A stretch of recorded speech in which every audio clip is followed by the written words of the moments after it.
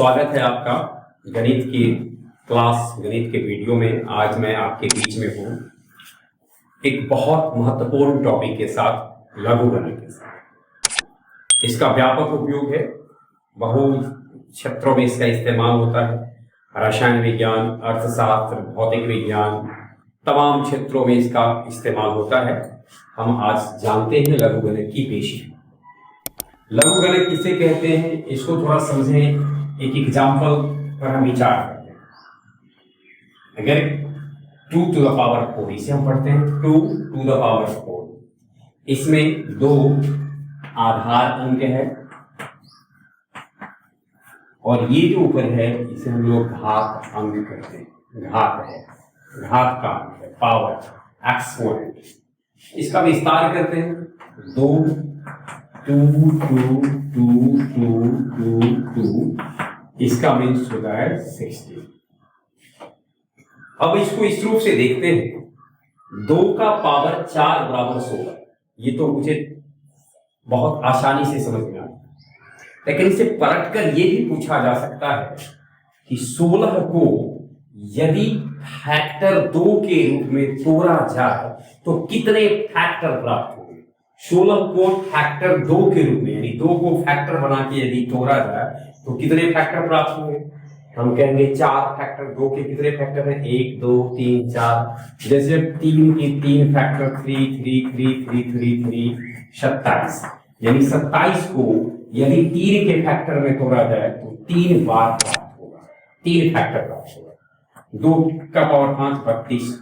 32 को यदि 2 बेस मानकर फैक्टराइज किया जाए, आधार 2 मान के, तो इसे फैक्टर की संख्या कितनी होगी? 5 होगी।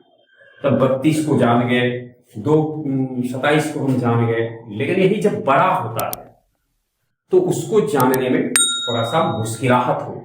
इसी मुश्किल को आसान करने के लिए, गणना को आसान करने के लिए, सरलता से कैसे हम गणक निकालें, लॉगरिथम का विकास हो। तो लॉगरिथम कह सकते हैं हम घातांक का थोड़ा सा परिवर्तित रूप है, घातांक का उल्टा रूप है। अब इसी से देखते हैं, यदि यानी 2 का पावर 3 इक्वल टू 8, इसमें ये बेस था, बेस ये था पावर, और ये है नंबर। इसको लॉग के रूप में क्या लिखेंगे? लॉग 8, लॉगरिथम को शॉर्ट में लॉग 8, बेस वही 2 3। बढ़ेंगे क्या? log of 8 to the base 3 equals to 3. log of 8 to the base 2 is equal to 3. Base no change, संख्या का इसका। अब इससे एक और एक जैसे कर लिखा हुआ 3 to the power 4 is equal to 81। इसको हम log में क्या लिखेंगे? log 81 base 3 equals 4। यानी अगर उलट के ऐसे देखें कि कहीं ऐसा लिखा है log b a और इधर x, तो अब इस रूप में कैसे लिखेंगे? a power x, a to the power x बराबर b। तो ये बेसिक बात है। अब थोड़ा इसे हम डिफाइन करें, परिभाषित करते हैं। तो हम कैसे परिभाषित कर सकते हैं? किसी संख्या log b का आधार a पर लघुगणक x होता है। किसी संख्या b का आधार a पर लघुगणक x होगा कब? जब a to the power x बराबर b। यानी इस तरीके से लॉगरिथम की परिभाषा, किसी संख्या b का आधार a पर लघुगणक x होता है यदि a to the power x बराबर b होता है। अब थोड़ा सा हमें ध्यान में रखना है, इसे परिभाषित यानी log of x to the base a को कब परिभाषित समझा जाएगा, यानी इसकी शर्तें क्या है। लॉगरिथम को अगर एक मशीन माने, फंक्शन माने, तो ये किस आधार पर कब काम करता है? लॉगरिथम फंक्शन किस पे काम करता है? x है इनपुट, यानी निवेश किया करने वाला, x ग्रेटर देन 0, यानी x माइनस में होगा तब नहीं, लेस देन 0 होगा तो नहीं, x ग्रेटर देन 0 हो, a भी ग्रेटर देन 0 हो और नॉट इक्वल्स टू 1। अब सवाल है कि नॉट इक्वल्स टू 1 क्यों कहा गया? जरा सोचिए। 1 का पावर 2 भी 1 होता है, 1 का पावर 3 भी 1 होता है, 1 का पावर 5 भी 1 होता है। इसको अगर लॉग के टर्म में लिखते तो log of 1 to the base 1 बराबर 2, इस रूप में लिखते तो log of 1 to the base 1 बराबर 3, इसको लिखते तो क्या log of 1 to the base 1 बराबर 5। इस प्रकार से हम क्या देख रहे हैं, तो भ्रम पैदा कर रहा है कि log 1 आधार 1 पर कहीं 2 कहीं 3 कहीं कुछ बहुत दे रहा है, इसलिए चूंकि 1 का पावर कुछ भी कर दो वैल्यू 1 ही आता है, लॉगरिथम में बेस 1 नहीं रखा जाता है, ध्यान में रखना हमको, इसलिए काट दिया गया है कि a 0 से बड़ा जरूर हो लेकिन 1 नहीं होगा। a 0.1 हो सकता है, 0.2 हो सकता है, 0.9 हो सकता है, 1.1 हो सकता है, 1.2 हो सकता है, सब कुछ हो सकता है, परंतु 1 नहीं होगा। अब यदि हमसे पूछा जाए लॉगरिथम डिफाइन कब होगा, तो लॉगरिथम के डिफाइन होने के लिए जरूरी है log of x to the base a define होगा x greater than 0, a greater than 0, not equal to 1। अब थोड़ा सा देखिए, कहीं अगर ऐसा होता यदि x लेस देन 0 होता और x बराबर 0 होता तो क्या होता, x लेस देन 0 तो log of x to the base a, यदि तो ये काल्पनिक, ध्यान में रखेंगे कौन सी संख्या प्राप्त हुई, काल्पनिक राशि, काल्पनिक राशि, और यदि ये तो log of x to the base a meaningless, अस्तित्वहीन, अस्तित्वहीन यानी मीनिंगलेस, मीनिंगलेस है, एग्जिस्ट नहीं करेगा वो, ध्यान में रखना है हमको। कब अस्तित्वहीन होगा, कब, यानी इसे डिफाइन होने के लिए इसका अगर आप ये पूछा जाए log of -8 to the base x, तो क्या उत्तर देंगे, काल्पनिक राशि है, यह एक काल्पनिक राशि है।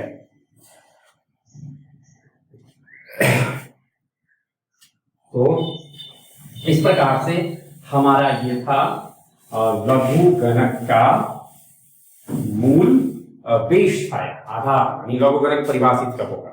अब एक बार लिख लेते हैं हम लोग, log of x to the base a बराबर अगर b है, imply a to the power b बराबर x। अब इसी को ध्यान में रखिए और ध्यान में ये रखिए x क्या होना है, a क्या होना चाहिए, b कुछ भी हो सकता है,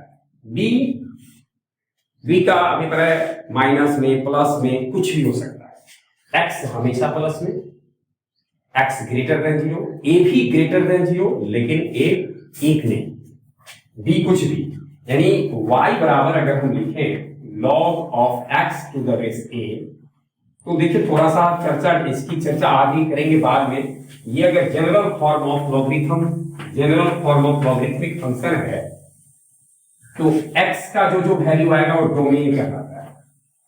डोमेन इसका हो गया, domain belongs to 0 to infinity, यानी लॉगरिथमिक फंक्शन का जो डोमेन है वह 0 से इन्फिनिटी तक होता है, 0 नहीं होता, 0 से इन्फिनिटी ओपन इंटरवल है, क्लोज इंटरवल नहीं, ओपन इंटरवल है।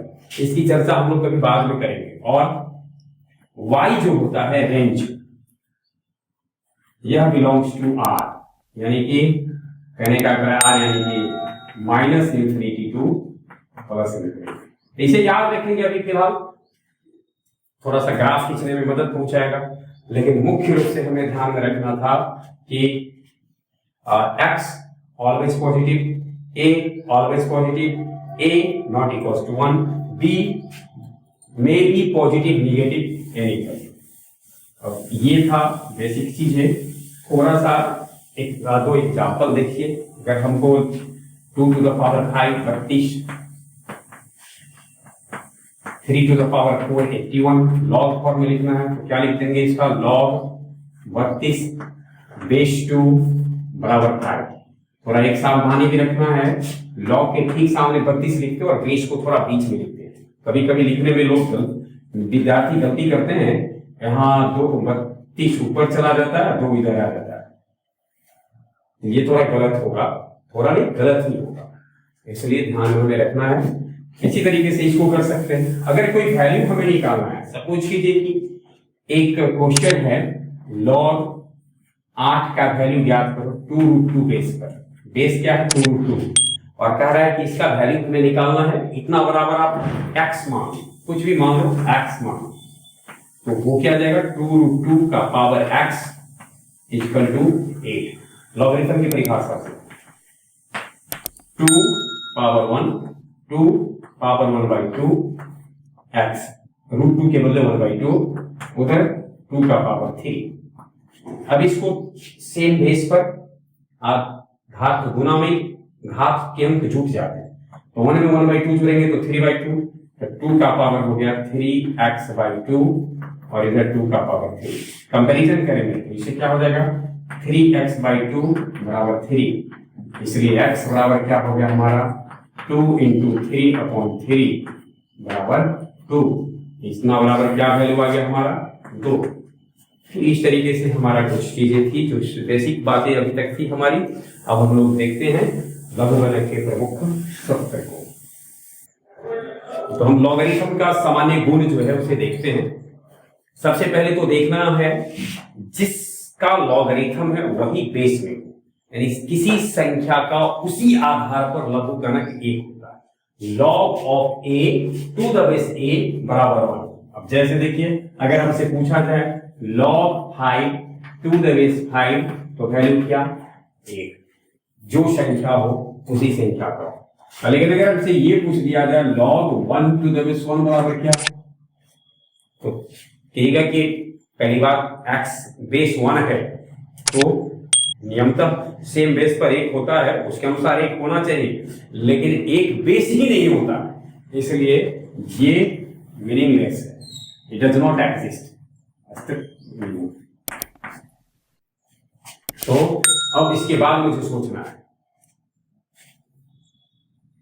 Does not exist.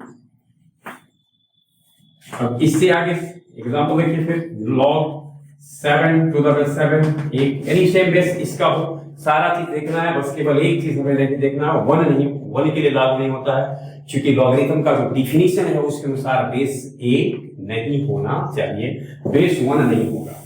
दूसरा देखिए, 1 का लॉगरिथम किसी भी बेस पर 0 होता है। क्यों? हम लोग गणित की मान्यता अनुसार 3 to the power 0 बराबर 1, 5 to the power 0 बराबर 1, 7 to the power 0 बराबर 1। अब यहां से लॉगरिथम रूप में लिखिए log of 1 to the base 3 बराबर 0, इसके अनुसार लिखिए log of 1 to the base 5 बराबर 0, इसके अनुसार लिखिए log of 1 to the base 7 बराबर 0। तो इस तरीके से हमें ध्यान में रखना है कि लॉगरिथम 1 का लघुगणक किसी भी आधार पर 0 होता है। क्यों 0 होता है? तो चूंकि किसी संख्या का घात 0 हो तो मान 1 होता है, किसी संख्या का घात 0 हो तो मान 1 होता है, तो किसी आधार पर 1 का लघुगणक 0 हो, उल्टा होगा। तीसरा हमारा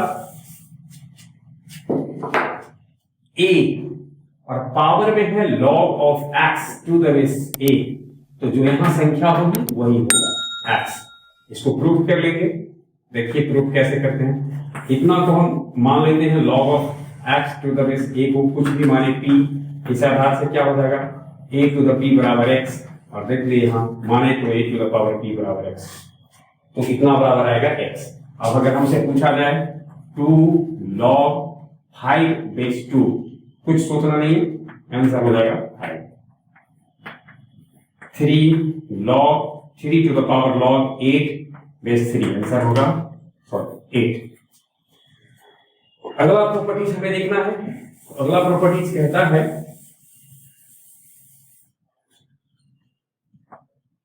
a log of x b बराबर, देखिए a का पावर है log of x to the base b, अब यहां पलटिए b का power log of x to the base a, ये होता है। अगला प्रॉपर्टीज है log of b to the base a बराबर होता है 1/log of a to the base a, यानी log of b to the base a को हम चाहेंगे तो 1/log log of a to the base b लिखेंगे। इसका मतलब हो गया कि log of b to the base a into log of a to the base b बराबर 1। अब सपोज कीजिए कि इसको अगर हमने माना होता x, यानी लॉग इतना बराबर हम x माना, इसलिए क्या हो जाता a to the power x बराबर b, इतना बराबर y मानते, इससे हो क्या जाता b to the power y बराबर a। अब b to the power y बराबर a और a to the power x बराबर b है। a b केवल a का पावर बैठाइए तो क्या हो जाएगा xy, a का पावर a कैंसिल, इसलिए xy बराबर 1। xy बराबर 1 इट मींस की log of b to the base a into log of a to the base b बराबर 1। तो ये था हमारा 5। इसके आगे का प्रॉपर्टीज हम देखते हैं। प्रॉपर्टीज के क्रम में आगे जो प्रॉपर्टीज हमारा छठा प्रॉपर्टी, एम एन यदि दोनों शून्य से बड़ा हो और a ग्रेटर देन 0 बेस शून्य से अधिक हो और नॉट इक्वल टू 1, जो लॉगरिथम की शर्तें उसके अनुसार हो, तो log m into n to the base a बराबर log m to the base a plus log m to the base a। याद कीजिए घातांक में आधार सेम होता था तो गुना में घात के अंक जुट जाते थे, बिल्कुल उसी के अनुदिश यहां पर प्लस हो गया है, बटा में माइनस हो जाएगा।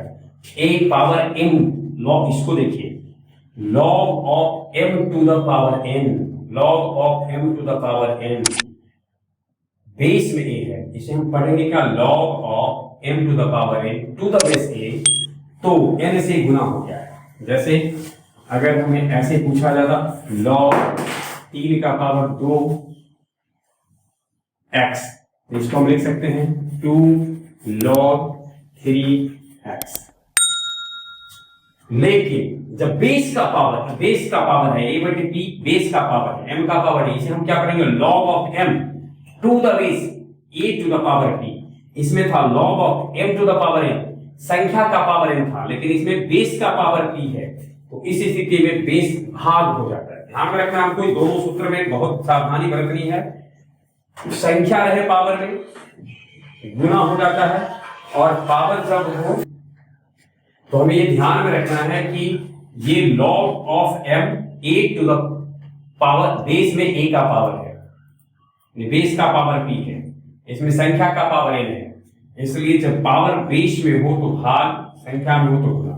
दोनों को अगर हम मर्ज कर दें, एक साथ कर दें, तो ये फॉर्मूला निकलता है log of m to the, यहां देखिए ये संख्या है, m का पावर n, बेस में पावर p है, संख्या का पावर n है, इस पावर से गुना, इस पावर से भाग, तो n by p log of m to the base a। जैसे अगर हमसे पूछा जाता log 3 to the power 5 2 to the power 7, तो हम करते क्या 5 7 log 3 बेस 2। ये था हमारा, इस तरीके से देखते हैं। एक प्रूफ देखते हैं इसका, हम इसमें से किसी एक का प्रूफ, जिस तरीके से एक का प्रूफ होगा उसी तरीके से हम अन्य का प्रूफ भी कर सकते हैं, अन्य को प्रूफ करेंगे। एक को देखते हैं हम, किसी एक को पहला देखते हैं। मान लेते हैं हम log of m to the base a बराबर x, इसलिए क्या होगा a to the power x बराबर m, log of n to the base a बराबर y, इसलिए a to the power y बराबर m। और एक और टर्म था, जितना टर्म का जिक्र हो सबको कुछ मान लीजिए, log of m plus m into n to the base a बराबर z, इसलिए a to the power z बराबर आ जाता m इंटू n। अब m की जगह ये बिठाइए a to the power x, n की जगह बिठाइए a to the power y, तो इससे क्या होगा a to the power x plus y a to the power z, इसलिए z इक्वल टू हो गया हमारा x प्लस y। बैठा दीजिए, z के बदले आपने क्या बैठाया था वो बैठाइए log m इंटू n बराबर log m plus log n। इसी तरीके से अगर log m n भी होता, प्लस करते जाइए, बटा में जो हो, ध्यान में बस केवल ये रखना है इनटू में बीच में प्लस आता है, और जब डिवीजन होता है तो माइनस चिन्ह होता है, ये हमें ध्यान में रखना है। अब आगे का प्रॉपर्टीज हम लोग देखते हैं।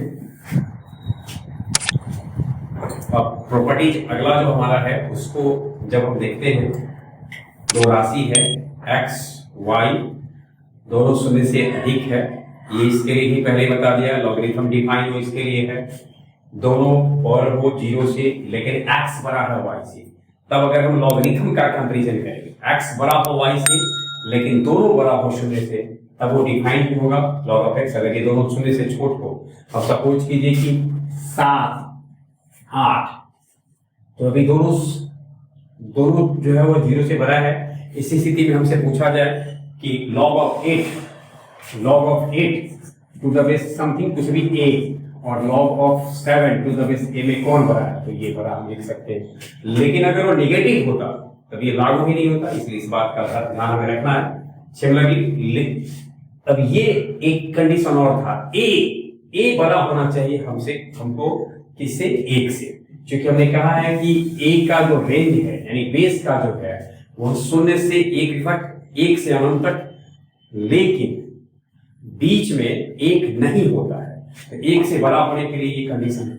इसको थोड़ा सा हम ऐसे समझते हैं, इसको हम अगर हमसे कोई पूछे कि x का पावर 4 और x के पावर 6 में कौन बड़ा है, अगर ये सवाल पूछा जाए तो हम कहेंगे ये डिपेंड करता है x पर कि बड़ा कौन है छोटा कौन है। x का पावर 4 बराबर x के पावर 6, यदि x ग्रेटर देन 1 है तो उस स्थिति में x to the power 6 greater than x to the power 4।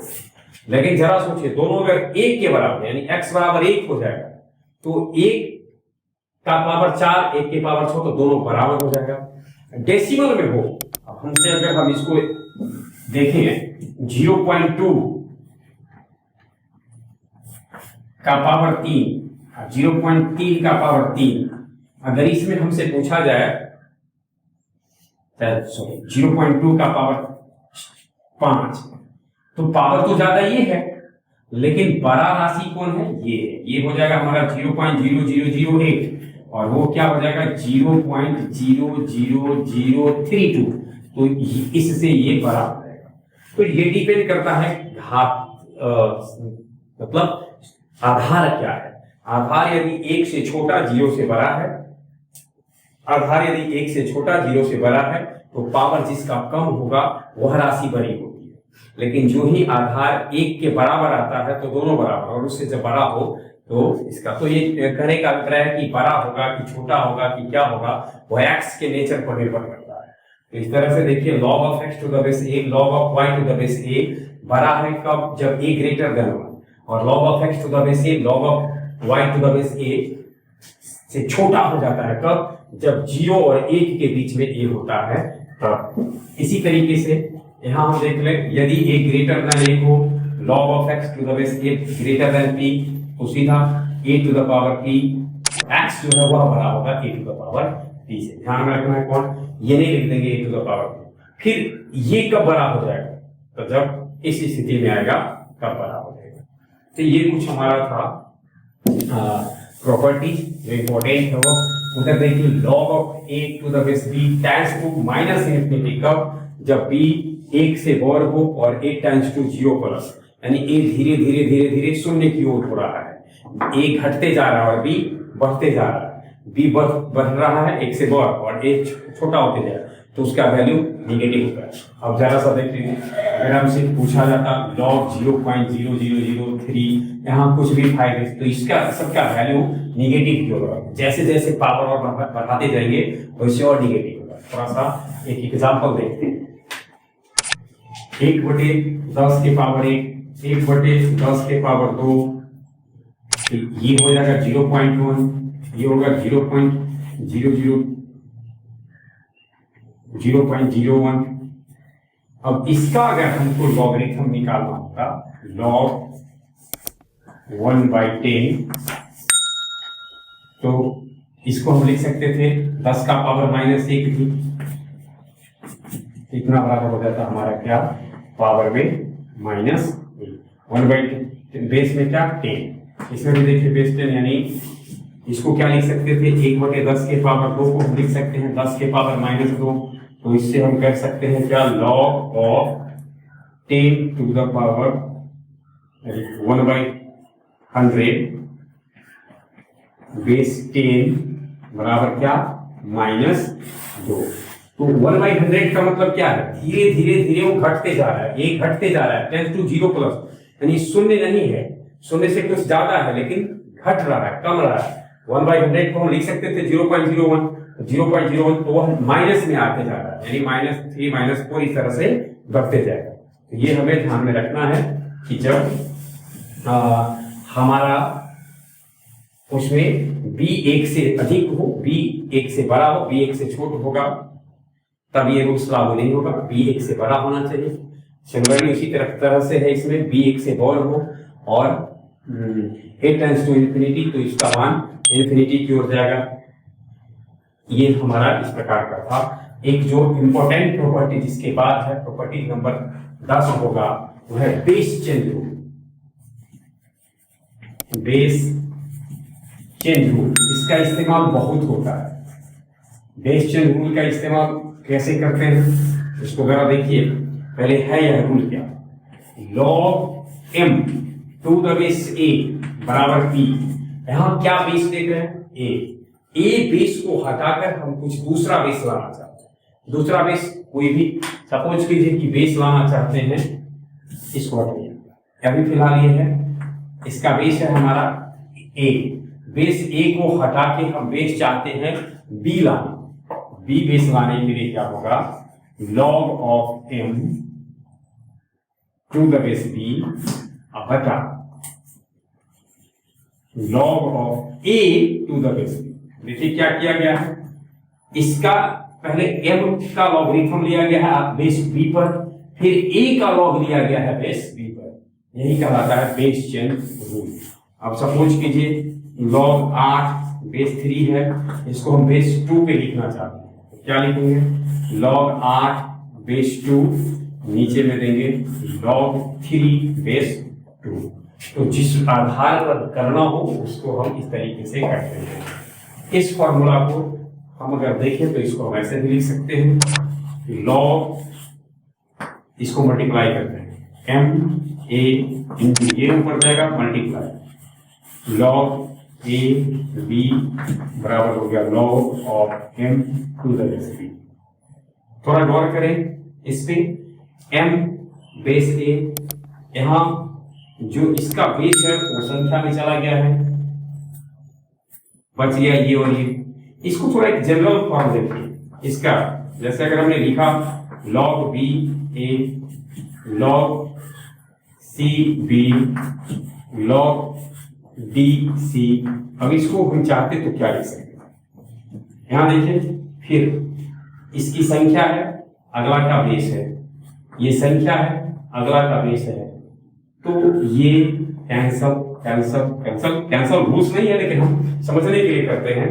तो यहां बच गया संख्या d और बेस a, इतना के बराबर हम लिख सकते हैं सीधा log d बेस a। थोड़ा एक एग्जाम्पल इसमें देखते हैं। अगर हमसे ये कहा जाता log 2 3 into log 3 5 into log 5 2, तो पहले देखिए 3 संख्या में है, 5 संख्या में है, सीधा आ जाता हमारा log 2 बेस 2 और बराबर, यानी अभी देखिए जिस बेस पे यानी समान बेस पर लॉगरिथम है तो वैल्यू 1 होता है, लॉगरिथम के अनुसार log of a to the base a बराबर 1 होता है। इस तरीके से log of 2 to the base 2 बराबर आया 1। ये हमारा प्रॉपर्टीज ऑफ लॉगरिथम था, लघुगणक का गुण। अब देखिए लॉगरिथम को हम लोग बेस के आधार पर क्लासिफाई करते हैं, क्लासिफिकेशन ऑफ लॉगरिथम, बेस के आधार पर वर्गीकरण। लॉगरिथम वर्गीकरण है या बेस के आधार पर, क्या क्या बेस हो सकता है, बेस के आधार पे लॉगरिथम का जब हम वर्गीकरण करेंगे तो एक होता है कॉमन लॉगरिथम, कॉमन लॉगरिथम, इसका बेस 10, इसका बेस है 10। General form log x base 10। कहीं अगर सीधे लिखा हुआ है log x तो ना कुछ बेस हो तो समझा जाता है कि बेस 10 है, तो जब बेस 10 पर हो तो उसे कहा जाता है कॉमन लॉगरिथम। दूसरा है हमारा natural logarithm, natural logarithm, natural logarithm का बेस, इसका बेस ई। अभी हम आगे देखते हैं ई किसे कहते हैं, e general form log of x to the base e, या देखिए ध्यान से देखना, हमको इसको ln x कहते हैं, कहीं ln x कहीं लिखा हुआ है तो इसका अर्थ होता है नेचुरल लॉगरिथम है ln x, यानी बेस ई पर है। तो इसके बाद थर्ड है हमारा मतलब किसी एनी बेस पर, किसी भी बेस पर, एनी बेस यानी कि कंडीशनल, इसको हमने कर दिया कंडीशनल। इसका बेस कुछ भी हो सकता है, कुछ भी, log of x to the base a, ये कुछ भी 2 4 5 7 8 कुछ भी हो सकता है। तो हम थोड़ा सा इसको देखते हैं कि अभी जिक्र किया गया कि बेस मतलब ई क्या है। ई के लिए हम लोग देखते हैं ई का खोज। ये जो नेचुरल लॉगरिथम है इसकी खोज किया था नेपियर महोदय ने। ध्यान में रखना, हमको लिख भी लेना है, नेचुरल लॉगरिथम की का खोज करता नेपियर साहब ने किया था। इसका विकास, और नेपियर साहब के विकास इसका किया, इस नंबर को उन्होंने उनके ही नाम के सम्मान में नेपियर नंबर ही कहा जाता है। लेकिन सबसे पहले देखते हैं ई है क्या, ई के बारे में। पहले तो ध्यान में रखेंगे अपरिमेय राशि है, ई एक अपरिमेय राशि है। इसे हम लोग नेपियर नंबर कहते हैं, नेपियर नंबर। चरघातांकी संख्या है, इसको चरघातांकी संख्या भी बोलते हैं। ई को चरघातांकी संख्या कहते हैं। इसका जो मान होता है वो 2 और 3 के बीच में होता है।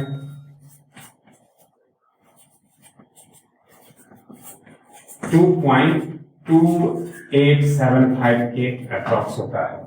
तो ये है इसका हमारा ई का, देखिए यह एक अनंत श्रेणी है, ई बराबर 1 + 1 by factorial 1 + 1 by factorial 2 factorial 3 so 1 to infinity. ये चिन्ह जो दिखाई दे रहा है ये फैक्टोरियल का है, थोड़ा हम इसके बारे में जान लें। फैक्टोरियल 3 का अर्थ होता है, सपोज 3 × 2 × 1, इसे हिंदी में कहते हैं क्रम गुणित। फैक्टोरियल यानी ऊपर से जिस संख्या का दिया वहां से आइए और 1 तक आइए, शून्य तक नहीं आना है। हाँ, फैक्टोरियल शून्य का वैल्यू 1 होता है, लेकिन अभी हम उसकी चर्चा विशेष नहीं करते। ये ई के बारे में, ई के साथ ये तो था अनंत श्रेणी तक है। चरघातांकी संख्या e⁻x 1 + x factorial 1 x² factorial 2 + x³ by factorial 3। इसके बारे में अभी हम नहीं पढ़ेंगे, अभी हम केवल यह समझेंगे कि e⁻x कितना होता है। और इसी से जुड़ा हुआ एक और लिख लेते हैं, e⁻x बराबर होता है e⁻x log of a to the base e। इसके बारे में चर्चा लास्ट करेंगे।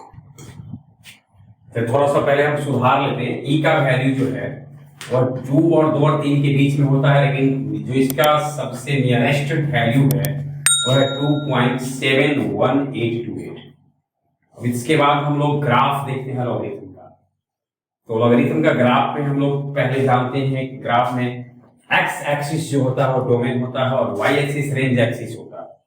और एक्स का यानी लॉगरिथम डिफाइंड होता है तभी जब x ग्रेटर देन शून्य होता है, यानी पॉजिटिव होता है। इसलिए x का जो भी वैल्यू है रखा जाएगा, इधर रखा जाएगा, और y नीचे ऊपर दोनों जा रहा है, इसका अर्थ है रेंज निगेटिव भी हो सकता है और पॉजिटिव भी हो सकता है। यहां देखिए, जब बेस, ये लॉग ऑफ ग्राफ है हमारा, log of x to the base a का ग्राफ, इसमें देखना है हमको बेस a जो है वह 1 से बड़ा है तब, और 1 से छोटा है तब, 0 और 1 के बीच में है तब। 1 तो होगा नहीं, लेकिन 1 से जब छोटा, जब 1 से बड़ा होता है, जब यह 1 से नीचे रहता है तो इसका मान नीचे माइनस में रहता है, और जैसे जो ही 1 पर आता है 0, क्योंकि x एक्सिस को काट रहा है, डोमेन एक्सिस को काट रहा है, इसका अर्थ है कि यहां पर जो ही log ऑफ 1 0 हो जाएगा, 1 0, x पर आएगा तो देखिए ये वैल्यू y पर आएगा, यानी x के 1 के जब इधर जाएगा तो ग्राफ ऊपर की ओर चला गया है, अर्थात लॉगरिथम पॉजिटिव होगा। 1 के जब इधर है तो ग्राफ नीचे की ओर है, इसका अर्थ है कि वैल्यू जो है वो नेगेटिव मान दे रहा है, लॉगरिथम नेगेटिव दे रहा है। लेकिन ठीक उलटिए, अब पलट दे, उधर चले, उसमें क्या है, 0 और 1 के बीच में ये आ जाए, 0 और 1 के बीच में आ जाए तो देखिए ऊपर से जनाब आ रहा है 1 पर आके 0, और जब बढ़ते चला गया और बेस कम है तो ये वैल्यू माइनस में देने लगता है। तो y नेगेटिव भी है, पॉजिटिव भी है, परंतु वो डिपेंड करता है कि a की स्थिति क्या है इसके ऊपर। अब लास्ट टॉपिक इसका है, उसके बाद एंटी लॉगरिथम होता है जिसकी चर्चा अभी यहाँ नहीं की जाएगी, लेकिन हमें उसको भी ध्यान में रखना है, अब कभी उसकी चर्चा बाद में की जाएगी। यहाँ हम आते हैं एक टॉपिक पर, वह है हमारा पूर्णांश भाग और अपूर्णांश भाग निकालना। पूर्णांश भाग अपूर्णांश भाग निकालने के लिए सबसे पहले देखिए कहते किसको हैं, जैसे यहाँ लिखा हुआ 214.5678, तो ये डेसिमल के बाद वाला पार्ट, ये कहलाता है फ्रैक्शनल पार्ट, फ्रैक्शनल पार्ट। और ये जो इधर बच गया यह कहलाता है इंटीग्रल पार्ट। तो पूर्णांश जिसे अंग्रेजी में कैरेक्टरिस्टिक्स कहते हैं वह निकाला जाता है इंटीग्रल पार्ट से, और अपूर्णांश जो होता है वो होता है फ्रैक्शनल पार्ट। और फ्रैक्शनल पार्ट जो बच गया वो अपूर्णांश होता है। इंटीग्रल पार्ट से हम कैसे निकालेंगे पूर्णांश को, कैरेक्टरिस्टिक्स मंटिस्सा। तो कैरेक्टरिस्टिक्स निकालने का, पूर्णांश निकालने के लिए हम कोई भी संख्या जो दिया है उसको सबसे पहले अंतरराष्ट्रीय संकेतन में लिख देते हैं। अंतरराष्ट्रीय संकेतन में लिखने के लिए, अब जैसे इसी को लिखना होता है अंतरराष्ट्रीय संकेतन में, वैज्ञानिक संकेतन में, वैज्ञानिक संकेतन कहता है डेसिमल चिन्ह के बाईं ओर केवल एक और एक नॉन जीरो डिजिट होता है। नॉन जीरो डिजिट एक होना चाहिए, एक से अधिक नहीं होना चाहिए। तो अभी डेसिमल के बाईं ओर कितना नॉन जीरो डिजिट है, 3, 1 2 3, ये होना कितना है, 1। डेसिमल इधर आएगा 2.14567, यानी डेसिमल शिफ्ट किया, तो डेसिमल शिफ्ट करें इधर, शिफ्ट करें इधर, इधर शिफ्ट करें तो पॉजिटिव पावर ऑफ 10, इधर शिफ्ट करें तो निगेटिव पावर ऑफ 10। जितना शिफ्ट करें उतना पावर लेगा पॉजिटिव। 2 अंक शिफ्ट किया है तो 10 टू द पावर 2, और अगर यही शिफ्ट करता इधर, हम कहते हैं निगेटिव, जितना शिफ्ट करता उतना निगेटिव पावर देगा।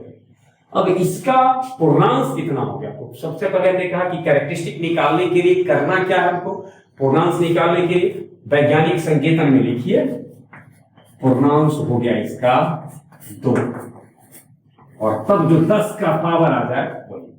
हालांकि एक और तरीका है, डेसिमल के पहले कितने अंक थे, 3, 1 2 3, उससे 1 कम कर दीजिए पूर्णांश, यानी इंटीग्रल पार्ट n पूर्णांश बराबर n जो इसका है -1। लेकिन थोड़ा दिक्कत तब हो जाती है इस गुण का इस्तेमाल करना जब डेसिमल के पहले नॉन जीरो डिजिट, जीरो रहता है। जैसे देखिए अगर हम ऐसे दे दें 0.000785, अब इसका हम पूछ रहे हैं कि इसका कैरेक्टरिस्टिक निकालिए, पूर्णांश निकालिए। सबसे पहले इसको साइंटिफिक नोटेशन में लिखेंगे, डेसिमल शिफ्ट करेगा यहाँ तो क्या हो जाएगा 7.85। कितना डिजिट डेसिमल शिफ्ट किया 1 2 3 4 10 टू द पावर -4। इसका इंटीग्रल पूर्णांक हो गया हमारा -4। तो अब हमारा आज की कहानी यहीं पे समाप्त होती है। पूर्णांक अपूर्णांक पर एक दो टॉपिक इसका जो शेष रह गया है जिसकी चर्चा हम एंटी लॉगरिथम के साथ करेंगे वो है लॉग टेबल और एंटी लॉगरिथम का। बहुत बहुत धन्यवाद।